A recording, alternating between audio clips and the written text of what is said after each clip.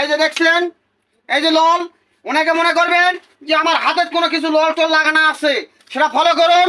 আমার হাতে কিছু নাই, সম্পূর্ণ মাত্র একটি লল আমার হাতে আছে। এই লল মাধ্যমে আমি এই ঠান্ডাটা শেষ করব। আপনারা সবাই দেখবেন এবং আমাকে ফলো করবেন। এই দেখেন,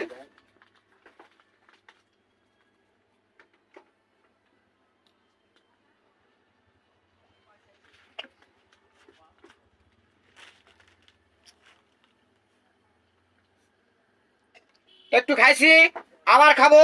দেখেন, আপনারা সম্পূর্ণ ধরনের ফলো করেন। এবার দেখেন,